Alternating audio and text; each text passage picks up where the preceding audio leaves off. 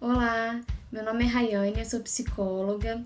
Recebi o convite para poder falar um pouquinho sobre o tema depressão, de dentro para fora. E já de antemão, eu já quero agradecer por essa oportunidade de poder falar sobre um tema tão importante, né, na nossa atualidade. E a proposta desse vídeo é que seja uma série, a princípio de 2 vídeos, e sendo assim eu decidi então dividir em 2 partes, né?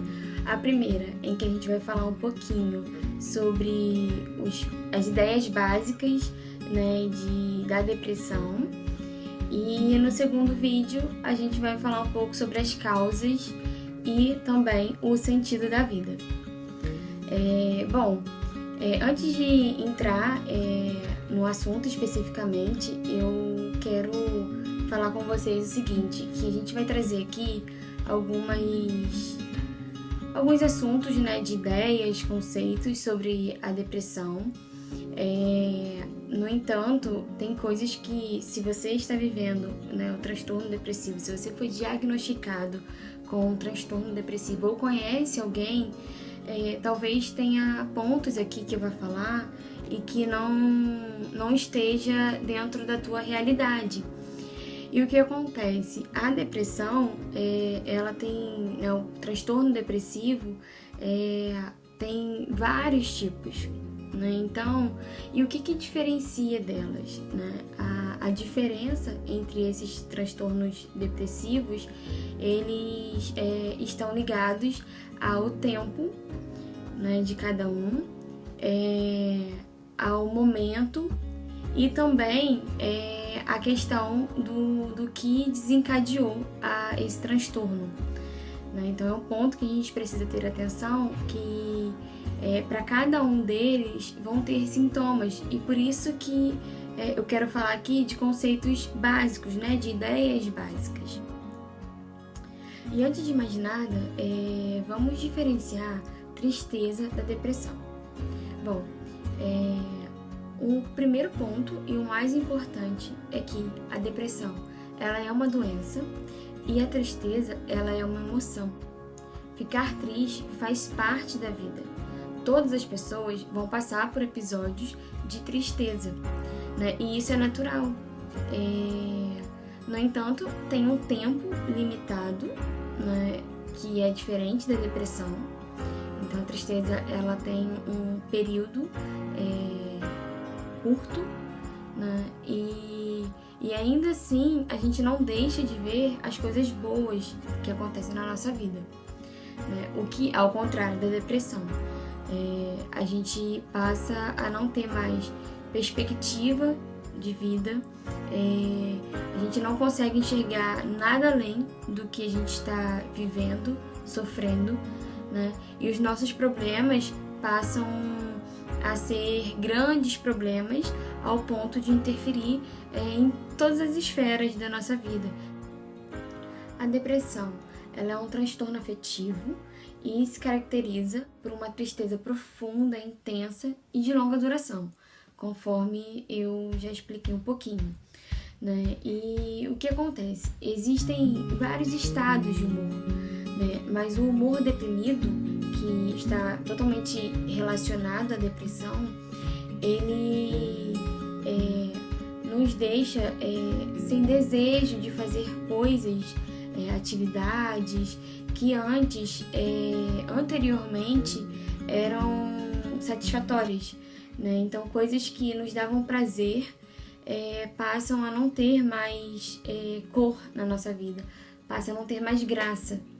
Mas, pessoal, eu gostaria de fazer aqui uma observação de que, ainda que a característica mais típica, né, mais comum, seja essa questão da tristeza, nem todas as pessoas que são diagnosticadas com um transtorno depressivo relatam um sentimento de tristeza.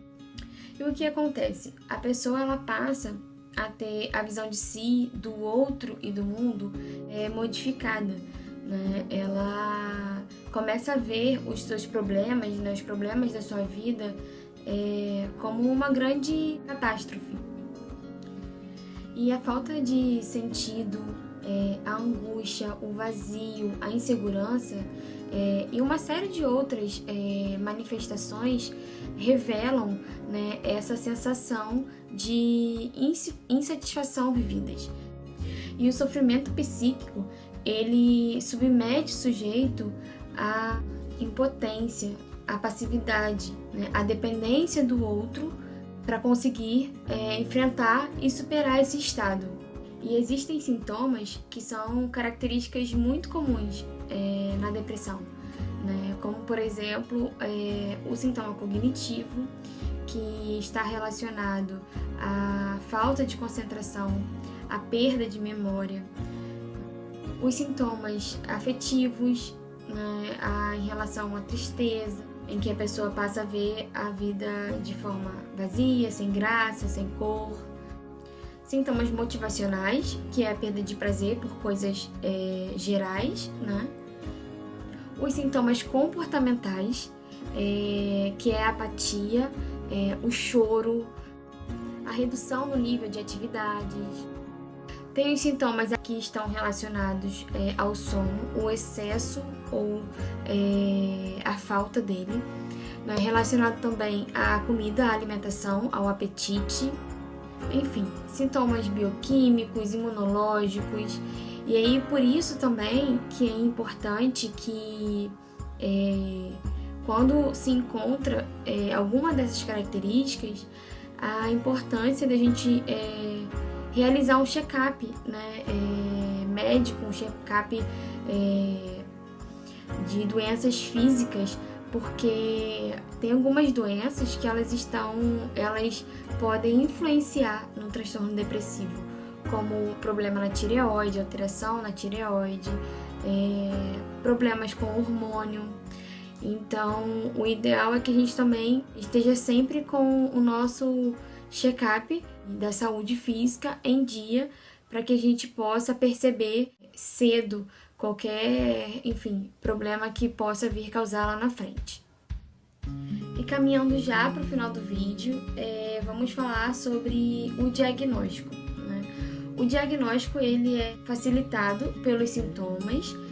No entanto, o DSM, ele aponta, né, dois aspectos, os sinais e os sintomas, né? Os sinais sendo aquilo que a gente pode observar no outro.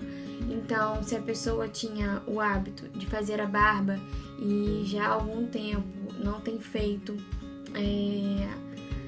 se a pessoa muda o seu comportamento, né? Por exemplo, sempre gostava de limpar a casa, de fazer pratos legais, de estudar, e hoje já não consegue mais fazer. Então, sinais são coisas que a gente consegue observar no outro. Os sintomas é aquilo que é relatado por esse sujeito, né?